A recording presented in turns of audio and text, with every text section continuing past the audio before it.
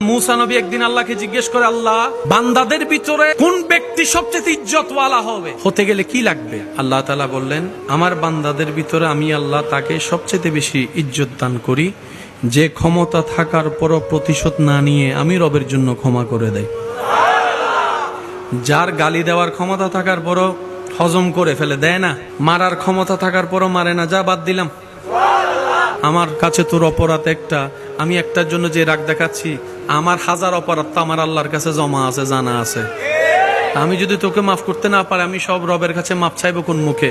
যা, আমি তোকে মাফ করে দিলাম, ভাই হিসেবে না, আমার রবের বান্দা হিসেবে মাফ করে দিলাম।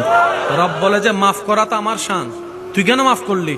তখন বান্দা বলে যে, আল্লাহ, আমি শুনেছি তুমি মাফকারীকে ভালোবাসো, ক্ষমা করলে ভালোবাসো, তোমার ভালোবাসা পাওয়ার জন্য, তোমার প্রিয় হওয়ার জন্য আমি মাফ করে দিলাম।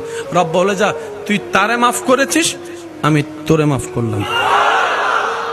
মাফ করা মানে মাফ পাওয়া, মেহমানদারি করা মানে নিজের রিজিকে বরকত আনা, অন্যের মুখে হাসি ফুটানো মানে নিজের জীবনে শান্তি আনা, অন্যকে রাস্তা করে দেওয়া মানে নিজের জীবনের জন্য রাস্তা 12টা খুলে যাওয়া। সেজন্য রবের জন্য যা করে, মান জাআ বিল হাসানাতি ফালাহু আশরু আমসালিহা, সর্বনিম্ন 10 গুণ বেশি পাওয়া হয়। আর রব্বুল আলামিন কখনো ওয়াদা ভঙ্গ করে।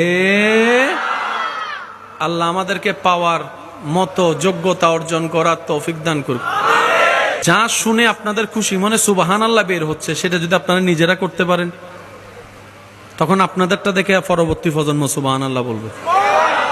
আল্লাহর প্রিয় বান্দা হওয়ার জন্য পিএইচডি পাস করা লাগবে, 10,000 কোটি টাকার মালিক হতে হবে। আল্লাহর প্রিয় বান্দা হয়ে কবরে যাওয়ার জন্য রেঞ্জ রোভার লাগবে, ল্যান্ড ক্রুইজার লাগবে, রিক্সা লাগবে, সাইকেল লাগবে, পালসার লাগবে, সুন্দর কাপড় লাগবে, ফাটা গেঞ্জি লাগবে, কিচ্ছু লাগবে না, শুধু সুন্দর একটা মন লাগবে, নিয়তে পরিষ্কার লাগবে, যেটা অলরেডি আগে থেকে রব্বুল আলামিন সবাইকে দান করে দিয়েছেন। কিন্তু রাজত্ব নিয়ে ফেলেছে শয়তানে। শুধু আপনার আমার কাজ হচ্ছে এই সব জায়গাগুলোকে শয়তানকে 3 তালাক দেওয়া। আমাদের মনের সৌন্দর্য নষ্ট করেছে কে? আমাদের ঘর নষ্ট করছে কে? আগে তারে বাইর করা, গেট আউট, গেট। তো সে তো অন্ধকার, আলো কখনো সইতে পারে না, আমাদের মনটাও নোংরা করে দিল। আপনি আমি কি মুখে বৃদ্ধ হাত বুটুকে তাকে বের করতে পারবো?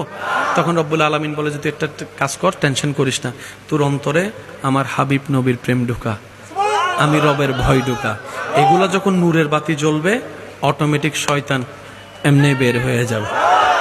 আমরা মানুষ, আমাদের চাওয়া অনেক বড়, লিস্টই অনেক লম্বা, যোগ্যতা যদিও নাই, চাইতে কিন্তু আমরা কিপটামি করি না। আমরা বড় আশা করতে কখন